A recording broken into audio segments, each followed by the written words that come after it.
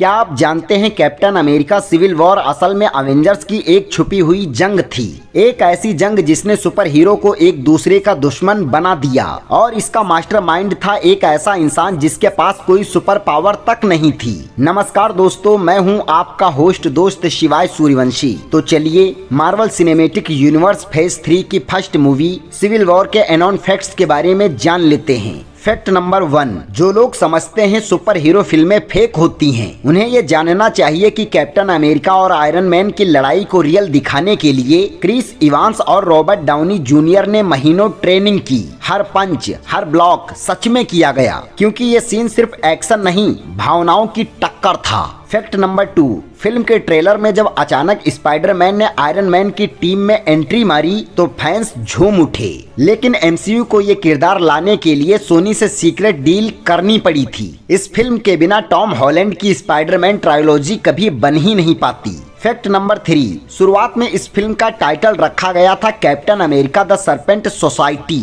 मगर मार्वल ने फैंस को सरप्राइज देने के लिए आखिर में नाम बदलकर कर दिया सिविल वॉर। और जब केविन फीग ने यह नाम स्टेज पर अनाउंस किया तो पूरा हॉल तालियों से गूंज उठा। फैक्ट नंबर 4, आप सोच भी नहीं सकते मार्वल ने सिविल वॉर में कैप्टन अमेरिका की डेथ डिसाइड कर दी थी। मार्वल कॉमिक्स में सिविल वॉर के बाद कैप्टन अमेरिका को गोली मार दी जाती है जिससे उसकी मौत हो जाती है, लेकिन एमसीयू ने बाद में सोचा अगर कैप्टन अमेरिका को मार दिया जाता है तो अवेंजर्स इन्फिनिटी वॉर और एंड गेम का पूरा प्लान बिगड़ जाएगा। इसीलिए कैप्टन को जिंदा रखा गया ताकि वो अंतिम युद्ध का सबसे बड़ा सिपाही बन सके। फैक्ट नंबर 5, क्रिस इवांस ने सिविल वॉर की शूटिंग कंप्लीट करके इन्फिनिटी वॉर मूवी के लिए दाढ़ी बढ़ा ली थी, लेकिन सिविल वॉर के कुछ सीन्स बाद में शूट किए गए थे तो मार्वल ने उनकी दाढ़ी सीजीआई से हटाई थी। लास्ट फाइट में आप इस चीज को कुछ शॉट्स में हल्का हल्का नोटिस भी कर सकते हैं। Fact number 6, airport fight sequence सबसे महंगा था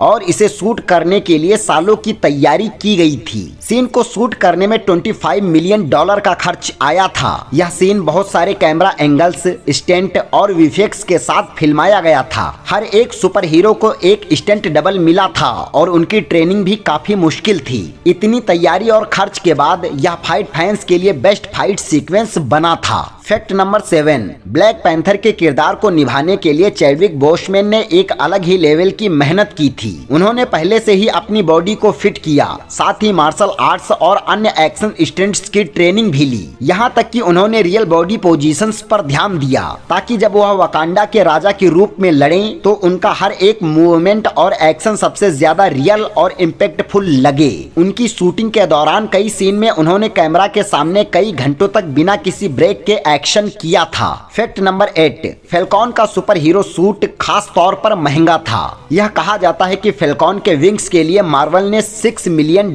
खर्च किए थे। यह इलेक्ट्रॉनिक और हाइड्रोलिक सिस्टम से लेस थे ताकि उस सीन को ज्यादा रियलिस्टिक और इम्पैक्टफुल दिखाया जा सके। इतना ही नहीं, इस सूट के निर्माण में काफी समय लगा क्योंकि उन्हें एक ही समय में उसे लाइट वेट और स्ट्रॉन्ग दोनों बनाना था। फैक्ट नंबर 9, शुरुआत में सिविल वॉर की कहानी में हॉकाई को शामिल नहीं किया गया था, लेकिन फैंस की जबरदस्त डिमांड और जेरेमाई रेनर की पॉपुलैरिटी के कारण स्क्रिप्ट में बदलाव करके फिर से हॉकाई को जोड़ा गया। उनका एंट्री सीन और एंटमैन के साथ उनकी कॉमिक केमिस्ट्री बाद में जोड़ी गई, जो इस फिल्म के लिए सबसे एंटरटेनिंग हिस्सों में से एक बन गई। फैक्ट नंबर 10, सिविल वॉर में जब एंटमैन अचानक जिएंट मैन बन जाता है तो वो सीन पूरी एमसीयू की हिस्ट्री में सबसे बड़ा सरप्राइज था। मजे की बात यह है कि मार्वल ने ट्रेलर या किसी प्रोमो में ये जिएंट मैन वाला सीन दिखाया ही नहीं था, क्योंकि वो चाहते थे कि ये मूवमेंट थिएटर में दर्शकों के लिए एक ड्रॉपिंग सरप्राइज बने। जब स्कॉट लैंग ने खुद को विशाल रूप में बदला